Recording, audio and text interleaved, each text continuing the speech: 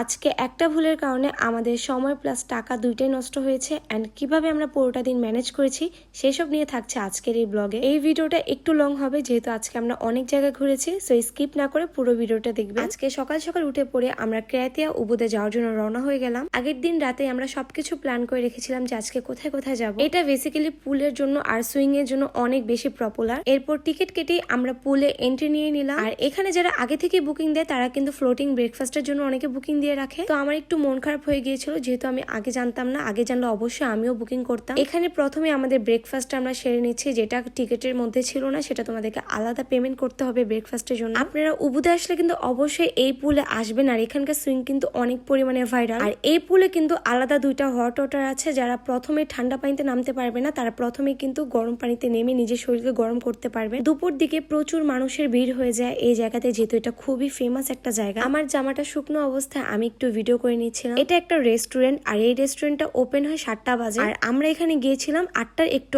আগে, এর জন্য আগে আমরা হট ওয়াটার নিয়ে নিচ্ছিলাম। এরপর ইয়াসিনের বান্ধবী চলে আসলো এন্ড তাকে বললো কিছু পিকচার তুলে দিতে। আর সে তো খুবই খুশি, মানে মহা খুশি যে এত সুন্দর একটা মেয়ে তাকে বলতেছে যে আমাকে একটা পিক তুলে দাও। যাই হোক, জামাইয়ের খুশি মানে বৌদেরও খুশি। আর এই পানিটা এত পরিমাণে ঠান্ডা ছিল। এরপর আমি একটু বার সাইড এরিয়াতে কিছু পিকচার ভিডিও তুলছিলাম। আর ইয়াসিন খুবই কম ভিডিও করে, যার কারণে আমি তাকে কিছু ভিডিও করে দিচ্ছিলাম এন্ড আমাদেরও কিছু ভিডিও করছিলাম। এন্ড আমরা কিন্তু স্টানটা পানিতে রেখেছিলাম। আমার স্বামীর হঠাৎ করে ইচ্ছা হলো এভাবে একটা হেঁটে এসে ভিডিও করবে, আর তার ইচ্ছাটা আমি পূরণ করে দিলাম। আমরা সেখানে ড্রোন নিয়ে গিয়েছিলাম আর ড্রোনের জন্য কিন্তু আপনাদেরকে এক্সট্রা টাকা পে করতে হবে। যেহেতু ইয়াসিনের ফার্স্ট টাইম ড্রোন উড়ানো, তারপরে মোটামুটি অনেক সুন্দর করে সে ভিডিও করতে পেরেছে। পুলের ওই পারেই হচ্ছে রাইস টেরেস। তারা কিন্তু 3 বেলাই ভাত খায়, ভাত এতটা পরিমাণ জনপ্রিয়। আমরা ট্যুরে গেলে সবসময় ট্রাইপড ক্যারি করি এন্ড এটা দিয়ে আমরা পিকচার ভিডিও তুলতে পারি। এই ট্রাইপডের মাধ্যমে কিন্তু ট্যুরে গেলে আমরা নিজেদের পিকচার নিজেরাই তুলতে পারি। কাপল পিকচার তোলার জন্য আমাদের কাউকে দরকার পড়ে না। পুলে আমরা বেশিক্ষণ থাকতে পারিনি, কারণ ভিডিওর প্রথমেই কিন্তু আমি বলেছি আমাদের একটা ভুলের কারণে আমাদের সময় প্লাস টাকা দুইটাই নষ্ট হয়েছে। এই পুরোটা রেস্টুরেন্টেই পুল আর সুইং একসাথে অ্যাড করা, যেটা আমরা জানতাম না। এরপর আমরা তাড়াতাড়ি রুমে গিয়ে সারাদিনের জন্য একেবারেই রেডি হয়ে আমি চলে এসেছিলাম। এরপর রাইস টেরেসে যাওয়ার জন্য আমাদের লম্বা একটা লাইনে দাঁড়িয়ে থাকতে হয়। সকালে পুরোটাই খালি ছিল। এগেইন আমাদের টিকিট কেটে এন্ট্রি নিতে হলো। এন্ড এই কফিটা আপনারা অনেকেই জানেন এটা একটা প্রাণীর পটি দিয়ে তৈরি। আর এই কফিটা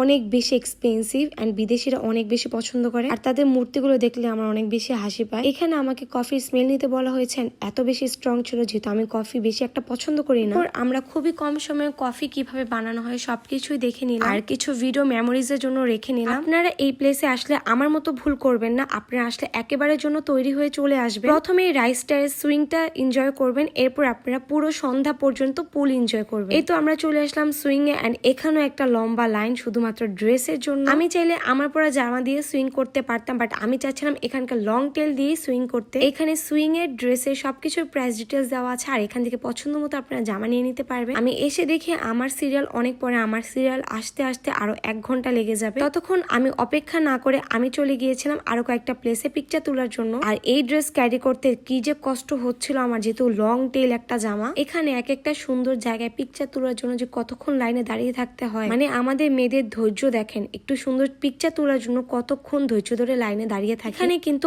অনেক ধরনের সুইং আছে, আপনারা চাইলে কাপল সুইংও করতে পারেন। আমি যে সুইংটা বুকিং করেছি সেটাই মূলত এখানকার সবচেয়ে ভাইরাল একটা সুইং। আর এই সুইং এ লম্বা একটা লাইন থাকে আর এখানে দেখেন কি সুন্দর কাপল সুইংও আছে। এরপর আমি অনেক অনেক প্লেসে সুন্দর সুন্দর পিকচার তুলে নিয়েছি, আপনাদের সাথে সবকিছুই শেয়ার করব। অবশেষে আমার সিরিয়ালও চলে আসলো আর আমি প্রথমে খুবই ভয় পাচ্ছিলাম, বাট এরপর আমার অনেক বেশি মজা লাগছিল। আর এখানে টাকা খরচ করেও অনেক ভালো লাগছিল, কারণ অনেক সময় নিয়ে তারা কিন্তু এই সুইং এ আপনাকে দোল খাওয়াবে আর আপনারা সেই সুযোগে অনেক সুন্দর সুন্দর ছবি আর ভিডিও করতে পারবেন। আর আমার এখানে পার্সোনাল ক্যামেরাম্যানই আছে, যার কারণে আমার এক্সট্রা করে ক্যামেরাম্যান নিতে হয়নি। এরপর আমরা এখানে ঘুরে নিই, যেহেতু এখান থেকে আমাদের আরেকটা প্লেসেও যেতে হবে। আপনারা যদি পুল রেস্টুরেন্টে যান তাহলে অবশ্যই পুরো একটা দিনের জন্যই সেখানে থাকবেন। আমরা আগে জানলে প্রথমে সুইং করে তারপর হচ্ছে আমরা পুলে নামতাম, এরপর সারাদিনই পুলে থাকতাম। তো আমাদের মতো এই ভুল কেউ করবেন না। এরপর আমরা চলে আসলাম আরেকটা রেস্টুরেন্টে। এই রেস্টুরেন্টে আমরা দুপুরে লাঞ্চটা করে ফেলেছিলাম। এখানে টার্কিশ একজন ভদ্রমহিলা আমার ড্রেসটা অনেক বেশি পছন্দ করে। এই রেস্টুরেন্টটা মূলত এই টেম্পলের জন্য অনেক বেশি ভাইরাল। উবুদে অনেক ওয়াটারফলস আর টেম্পলস রয়েছে, তো আপনারা প্ল্যানিং করে তারপরেই আসবেন। আমরা খাওয়া দাওয়া শেষ করে পিকচার তুলে তাড়াতাড়ি এখান থেকে বের হতে যাচ্ছিলাম, যেহেতু সন্ধ্যা হয়ে যাচ্ছে। এখান থেকে আমাদের হোটেলে যেতে অনেক বেশি টাইম লাগবে। আজকে তাদের ফেস্টিভ্যাল ছিল